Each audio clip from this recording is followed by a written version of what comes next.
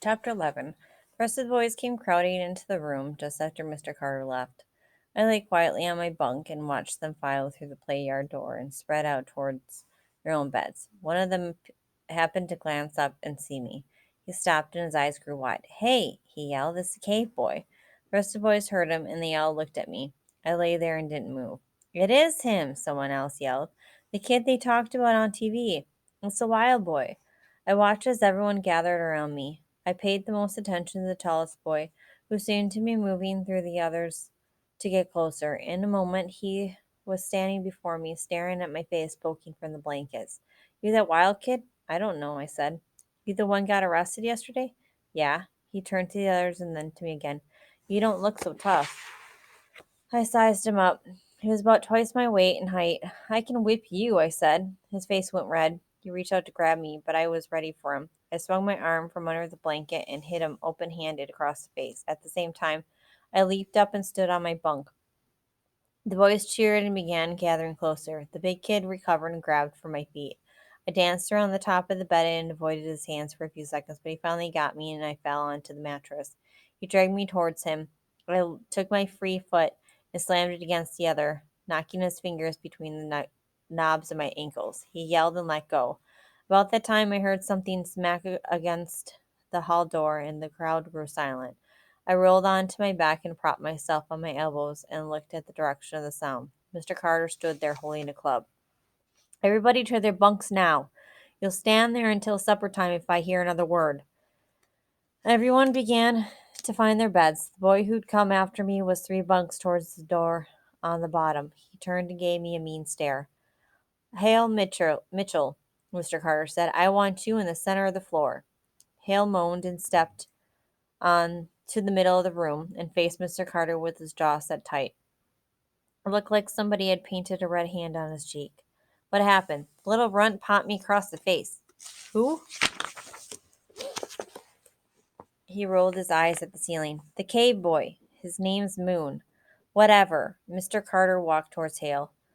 "Why'd he slap you?" Hale raised one shoulder like he didn't care. "I don't know." Mr. Carter towered over him. "I don't imagine you were provoking him." Hale shrugged. "You sleep outside tonight. No supper." Hale set his jaw tightly and stared at Mr. Carter. "What?" Mr. Carter didn't change his expression, but pointed to the door leading into the play yard. "Outside." "Are you serious?" "Now." "You can't do that." "Says who?" "Says, well, you just can't." "Now," Mr. Carter's voice boomed, and I thought I saw Hale jump a little beneath his uniform. Hale began to walk toward his bed. "Where are you going?" "Get my blanket and pillow. It's cold out there. Next time you ask me first, you hear?" I saw Hale's face go red. "I might." The room was silent. Hale reached out for his pillow, but Mr. Carter took 2 steps and grabbed him by the shirt collar. He lifted Hale like a scarecrow and dragged him across the room. He hung there, red-faced and coughing against the shirt that pressed into his throat. In less than 2 seconds, the door was flung open and he was shoved outside. Mr. Carter walked over to the bed and grabbed the blanket and pillow. He returned to the door and threw them out into the yard, pulled the door shut, and turned to face the room. He pressed his fingers together and cracked his knuckles. "I catch any of you letting him back in here, you'll be spending the night out there too. Now go back to your business. Mrs. Broomstead said she'll ring the supper bell in 10 minutes." Mr. Carter walked out, and I lay on my side and watched everyone. I'd never been with so many people my age. All their talking and moving around made me dizzy. I rolled over and stared at the ceiling until I heard the bell ring. I climbed off my bed and followed the other boys through a hall and into a large room with 2 long tables. On the left side was the kitchen, all caged behind thick wire. Mr. Jean stood on a platform and began to say some stuff into a microphone. Halfway through his speech, the boy next to me poked me in the ribs with his elbow. "It's a prayer," he said. "Look down and shut your eyes." After the prayer, 2 boys I had seen earlier took bowls of food from a slot in the kitchen wire and set them on the tables. There were even more food in the boys' home than in jail. We had mashed potatoes, ham, rolls, salad, and iced tea. You ate as much as you liked. If you ran out, there was always more. "I never seen somebody eat so much," the boy next to me said. I kept eating and didn't answer. "My name is Kit Slip," he said. I turned to him and sized him up. He was even skinnier than me and so fair-skinned that he reminded me of a bull minnow. I might have thought he was sick if he hadn't been sitting up and talking to me like he was. The thing most unusual about him was that he barely had hair. What hair he did have was as white as spider weaving, and seemed that it would blow away like dandelion seeds if you got him in the wind. When I was finally able to swallow everything, I said Moon Blake to him.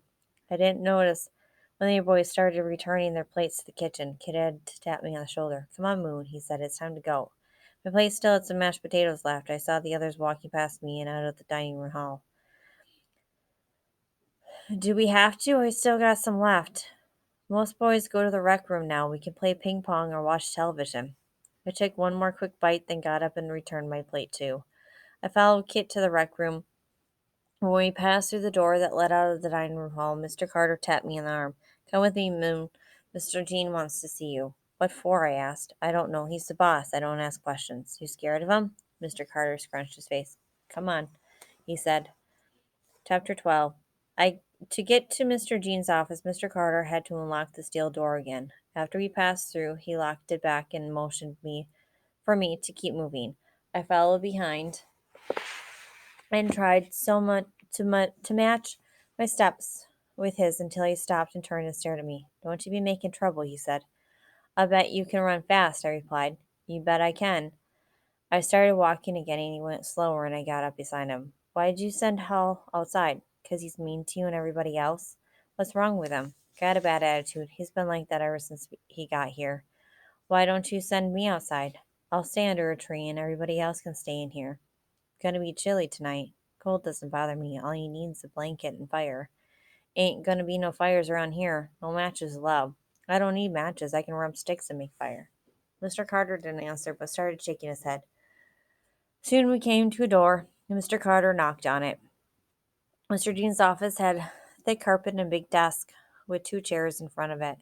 He was pouring himself a glass of water when he walked in. His face was drawn like he worried a lot and didn't get much sleep. Thank you, Mr. Carter, he said. Moon, why don't you take a seat in one of those chairs? I sat down. Mr. Dean went around the other side of the desk and got to his chair and placed his drink down in front of him. I turned to see if Mr. Carter was still there, but he'd already gone. When I started to feel sick from all the food I'd eaten, I took a deep breath and crossed my arms over my stomach. How was your supper? Mr. Jean asked me. Good, I said, better than jail. I watched my stomach rise and fall because it felt bigger than usual. Mr. Carter says Sanders roughed you up. I shrugged. You know, we've had trouble with him before. I'm okay. He studied me for a moment, then took a sip of his water. Very well. Are you still planning on busting out of here? Yes, sir. Don't you think you'd rather be inside and warm than out in the cold alone with people like Sanders? I'd rather be on my way to Alaska. Ah, yes, Alaska. Mr. Wellington told me about your Alaska plans. There's people like me up there. Yes, that's why I'm busting out. It seems you've got your mind pretty much set on what it is you want. Since that's the case, let me tell you how it's going to be. Mr. Jean sat up in his chair and set his drink back down.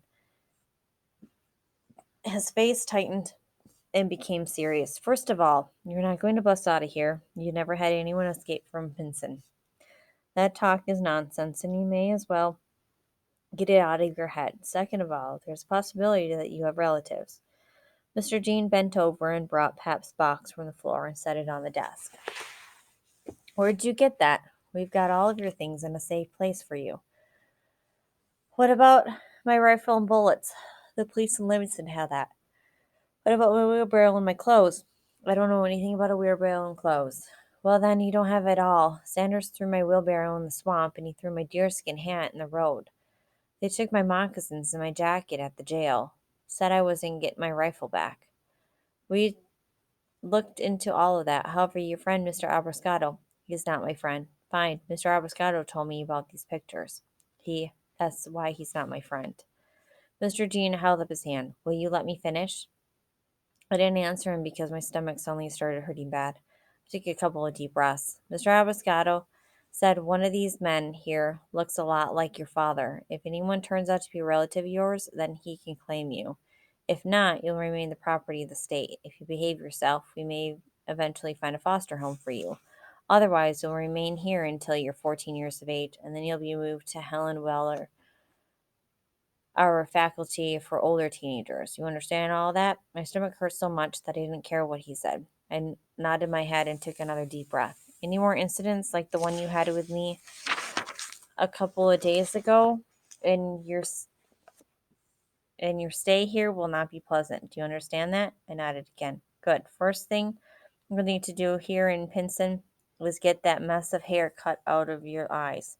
You can do that tomorrow after breakfast. Report to the back of the kitchen, and Mrs. Broomstead, the cook, will take care of it."